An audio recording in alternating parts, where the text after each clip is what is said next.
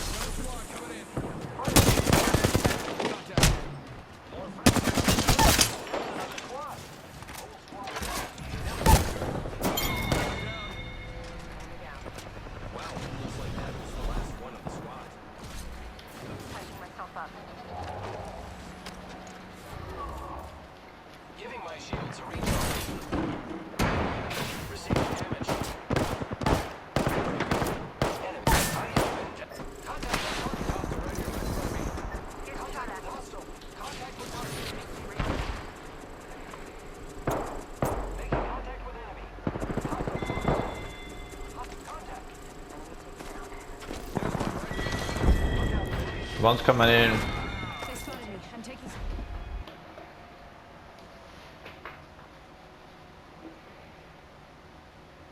Dangerous to play ball with. Yeah. I suspect you disagree with Well, I don't know. I mean, I don't think you want... I mean, populism is a threat to everything that we have. I'm not a populist at all.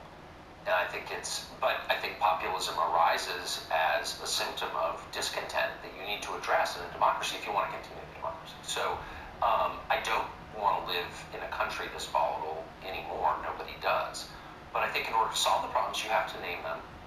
You know, I'm not one of these guys who's like, I believe in creative destruction. It's very easy to destroy things, Yeah. very hard to build them. Yeah. You know, it's incremental effort over time that builds things.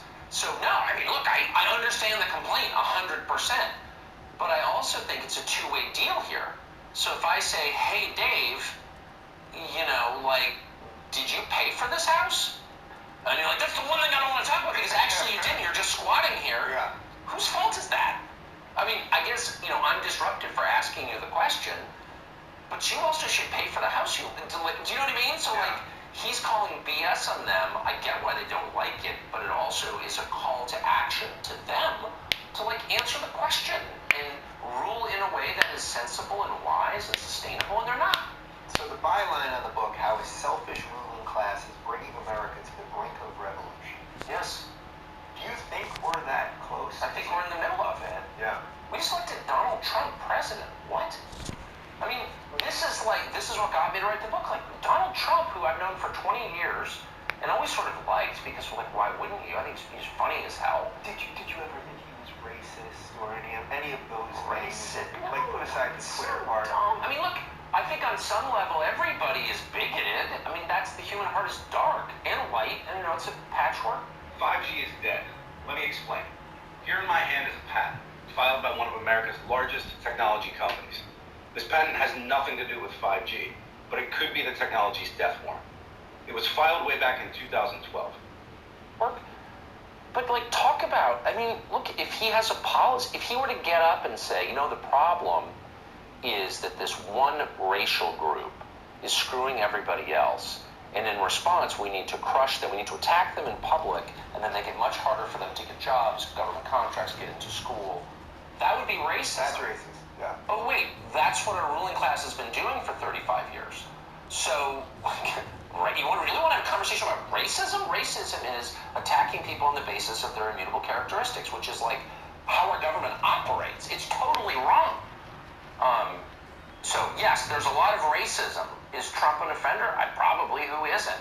But the actual structural racism that hurts people and rewards others on the basis of their skin color, something I thought we got rid of 50 years ago, that is not being perpetuated by Trump. It's being perpetuated and defended and celebrated by his critics. Don't lecture me or anyone else about racism if you're pushing that crap. Isn't that the irony? It's unbelievable. Half the guests that you have on your show are the people who are actually trying to inject racism into the system. Literally. With quotas and the rest of it. Well, of course. And then, you know, why are they doing this? You know, it's a complicated psychological phenomenon, but at root, it's much easier to maintain power when you divide your opponents, when you divide the country into warring tribes based on characteristics that don't change and therefore can't be resolved. You know, this is how the British ruled India. This is the problem with Rwanda. I mean, this is like a very well-known phenomenon. But anyway, yes, it's all projection and displacement. It's like whatever I'm doing, I'm accusing you of doing. Like, I can't believe, you know, whatever it is. And it's actually Orwellian. Because it's not a lie. It's the mirror image of the truth. Yes, and this is what you're fighting constantly on your show. Well, it actually gives you a headache. Like, I have a bunch of kids, and they lie because everybody lies, and you especially lie to the people you love because you care about their opinion most. So kids lie to their parents, like it's a feature of it. But a child's lie is very recognizable because it's always 3 shades off from the literal truth. So it's like, you ate 10 Oreos. No, I just had 3. But no one's contesting that you ate the Oreos. Right. What they're doing is what all authoritarian regimes do, and Orwell, being the great genius in English ever, got right to the heart of it. He's like, you know, if I were dealing with a powerful leftist, I would say, you ate 3 Oreos. He'd be like, no, actually, you did. You ate the Oreos. And I'm going to punish you. It's like, what? No. That's the... it's actually much more effective and manipulative not to grade the truth and distort the truth, but to tell the opposite of the truth, because it throws the other person completely off. Yeah. Off And balance. that's then why they hate all of the supposed minorities who walk away, who leave. There's nothing they hate more than a gay person that leaves, a black person that leaves, Really? an Asian person that leaves, yeah. I can't imagine, I have, you know, just because of my job, I mean, I know a lot of people who dissent from the orthodoxy within their group. You know, I try to have them on because I think they're brave. Do you know what I mean? Like, I'm not involved in any of these debates. I'm so, but like, if you're a gay guy, he's like, you know what, I'm not really on board with this. What happens to you? It's, and I have deep sympathy Have you for seen my that. Twitter lately? Well, no, I haven't. I would never go there because it upsets me. I think in the end, the individual has a right to make up his mind. You can control what I do, okay?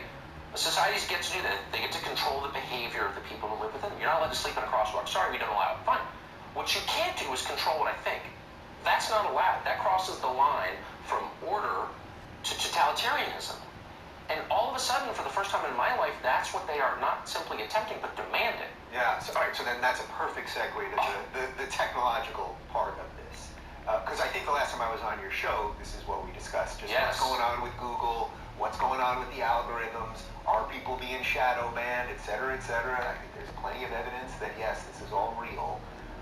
What is your solution to this? I suspect you don't want the government coming in and fixing this. Well, I don't know. Or is this a unique case now? I think I hate to use the term existential threat because it's so banal and overused, but actually it is an existential threat to the ability of the U.S. government to run the country, to administer the democracy. Yeah, look, Google. There are 20,000 engineers making between $200,000 and $400,000 working right now just on Google search, just on that one feature of Google. 20,000. This is the most technologically advanced and powerful organization in the history of the world. Its technology and capabilities so far outstrip those of the Pentagon, for example, or the Chinese military, or the Russians, or any other group. This is the most powerful technological entity in the world which has a chokehold on all human information in English. So that is all, sort of all you need to know. I don't care if Jesus is in charge of the country. That's too much power for any entity to have. And it's a threat to the nation state, actually. It's a threat to all of us. So, yeah, I think whatever it takes is what we need to do, like now. Yeah. Is that a tough pill for a conservative to No, swallow? they don't know. Are you kidding? Well, first of all, I would say not to go to motive. I hate when people do it. But in fact, a lot of them are just flat out bought off by Google. Right. Google literally funds the antitrust think tank in Washington. Yes. I mean, speaking of Orwellian. No, but look, it's so asymmetrical, like all these debates are, because with liberals who are only about power, you just make debates like, look, we'll fund you. We're on your side. You know, we're part of the coalition of the ascendant, so just like, no problem. With conservatives, who are sort of like dog-like and they're, ooh, market, you know what I mean? It's like, what, are you against markets? You want government control? Are you for regulation? Ayn Rand. And conservatives are like, oh my gosh, kryptonite, I'm sorry. You're right, you're totally right, Mr. Google. It's actually, and so I feel like I'm the only person who, like, yeah, of course I'm conservative, of course I'm not for regulation, of course I believe in markets. But this isn't a free market. This is your version of capitalism. This is what you've been promising all these years. When like two guys who run a company that's not even American, whose values are not aligned with the interests of my country, is in charge of the country? No, I'm not for that. So I gotta say this, man, I did not think that I was gonna bring you in here and that I'd have Tucker Carlson agreeing with my friend Eric Weinstein about this, but that you're basically laying out the same case he's laying out. It's too big, and sometimes I think, well, maybe I'm going crazy, maybe I'm thinking about this too much, and I'm becoming like the wacko who's like, you don't understand the threat! But actually, the deeper, and I know people who work there, and I've actually spent a lot of time on it, no, I don't think I'm overstating it. And by the way, I'm not temperamentally an extremist. I'm from Southern California. You know, I'm a kind of semi-observant Episcopalian. I'm not like, no, you know, the end is nigh. I mean, that's not the way I am. Yeah. But on this topic, I think I'm becoming that because I think the facts warrant it. Yeah. What do you make of the whole shift, sort of what's happening with news and technology at the moment? That it's funny. I said this to you in the green room, but when I was doing a show with Peterson last week, I said, oh, you know, Tucker Carlson's on my show next week. The audience went wild, like went crazy. And I was like, oh, that's interesting, because I hear from so many of these young people that they don't get their news from cable news anymore. I think you and Gutfeld are a little bit of a bridge, sort of, between mainstream and the internet thing. But that CNN is sort of a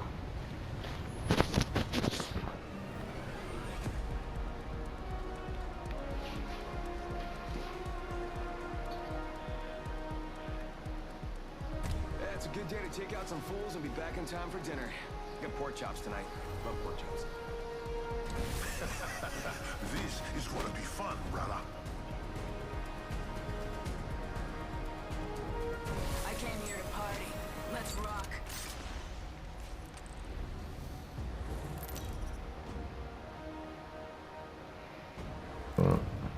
This is your champion.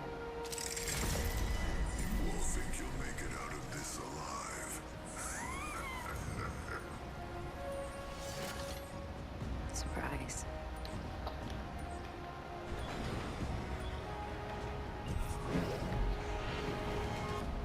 Here's a tip. Know what you're doing. Here we go! Hang tight!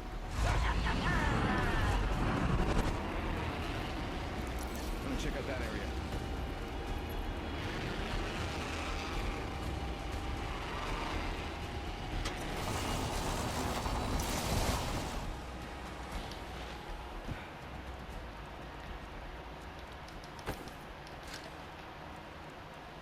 Body shield here.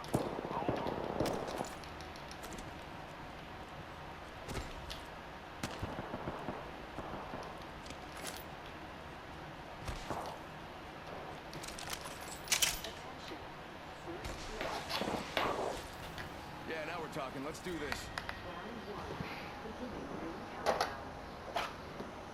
We get some good news. Where's the next ring?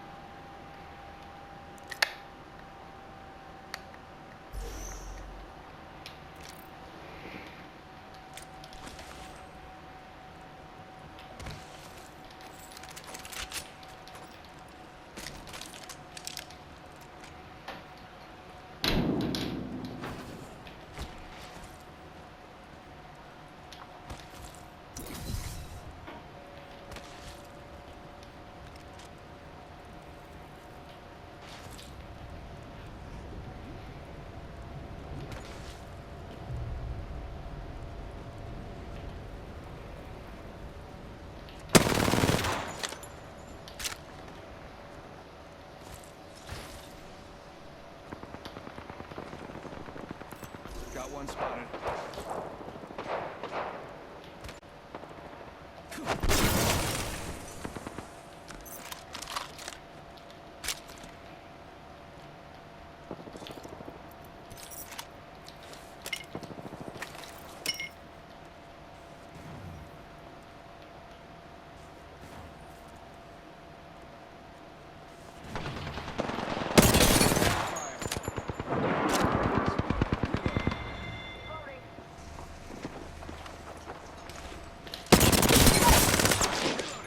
Enemy down.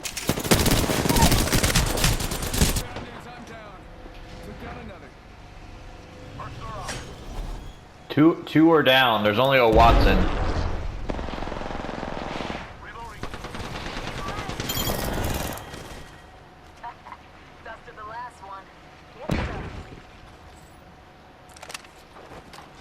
Thanks for looting everything after I downed two of them, you fuckers. Don't worry, my brother. I got you.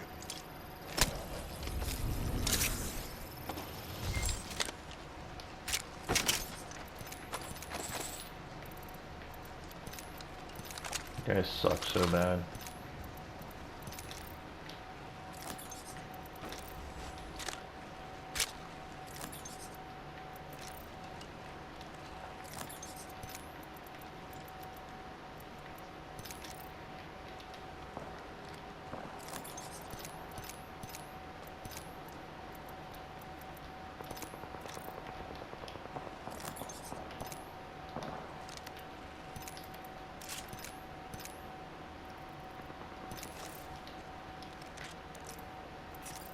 Recharging shield. Thank you.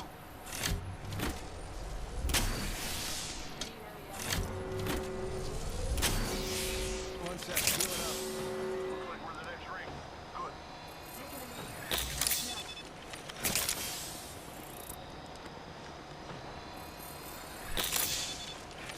Getting you one out.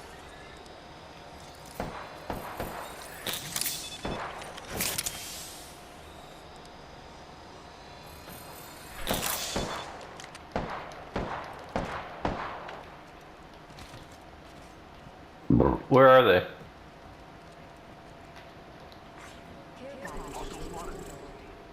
Heard that. Care package. I love these things.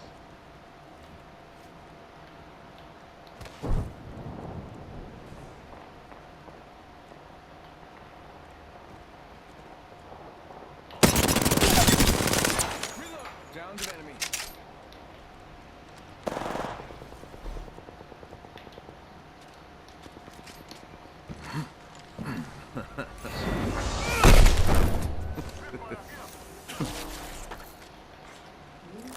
Come back if you're ever looking for a Mirage à Trois. That's where you fight three of me at once. Pretty sure that's what that means. Heavy ammo here. What's up, dropship up there? Getting shot at.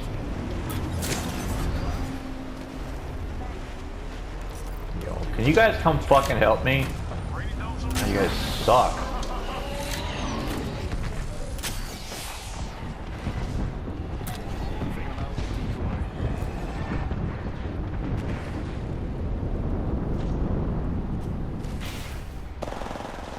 Reloading.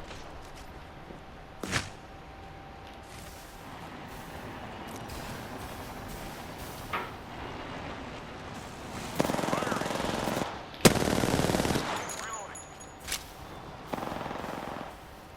One down.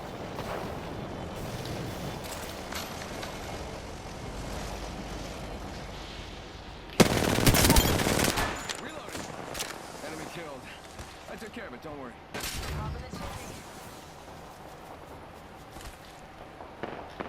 Recharging shields. All you guys do is loot.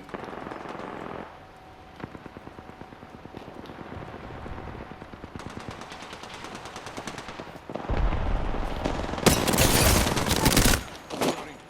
Downed an enemy.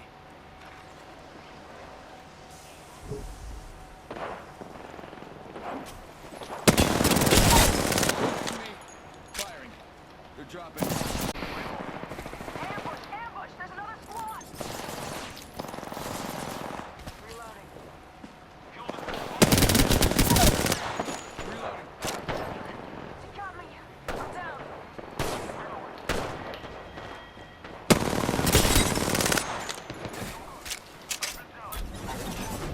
Whoa, we got another squad here. Using the decoys. You got bamboozled. Look at you.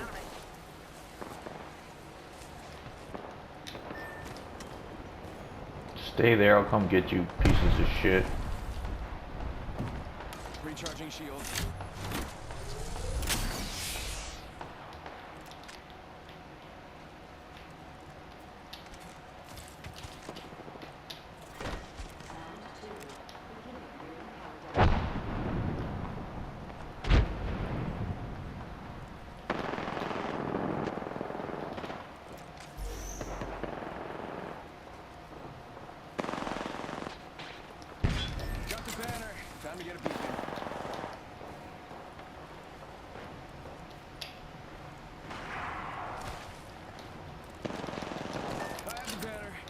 Getting this squad back.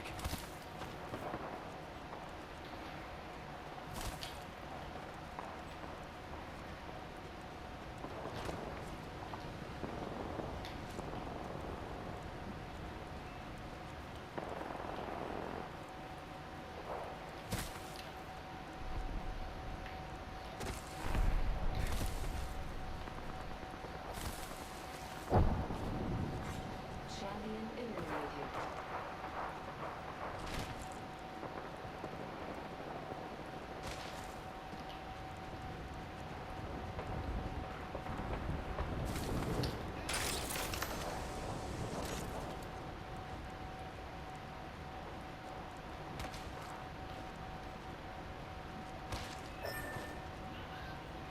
Yep.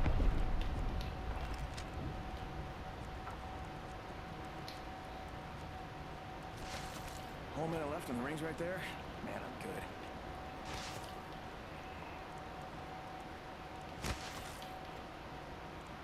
God, why is everyone screaming at your house?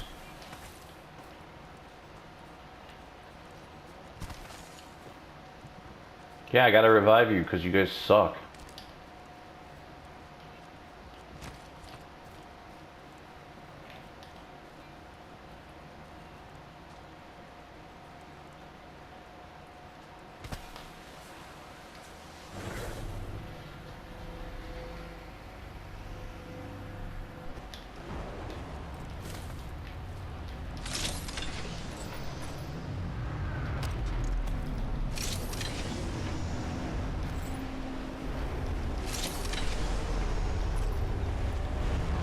Here comes your brother. Long shot around. Alternator here. Thank you. Progress. Good work. We're inside the next ring.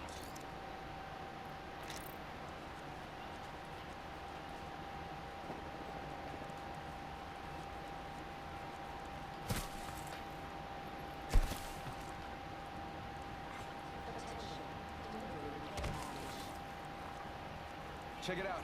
Care package coming in.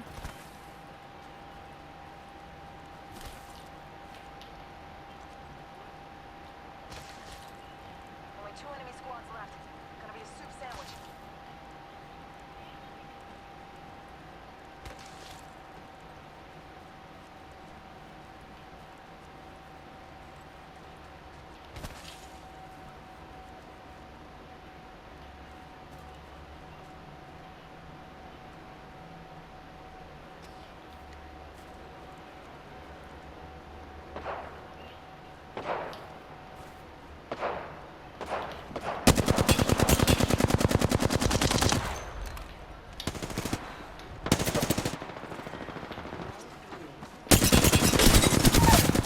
And they're hitting me. Enemy down.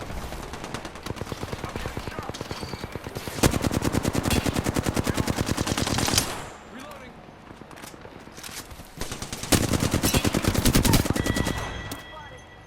Okay, whoa, they just died. I guess that was the last one. One more squad left. Shots fired and they're hitting me. Decoy escape deployed. Give my shield to recharge.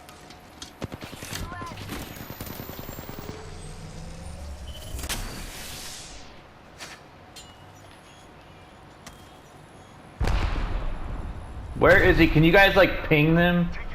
Like, where did the guy shoot from? Give my shields a recharge. God, you guys are the worst fucking players I've ever fucking. Reloading.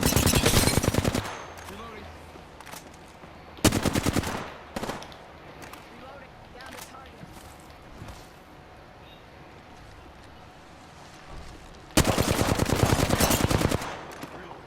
Kill confirmed.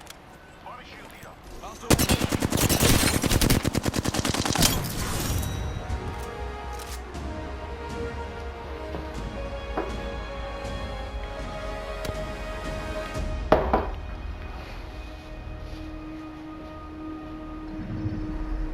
You are the Apex champions.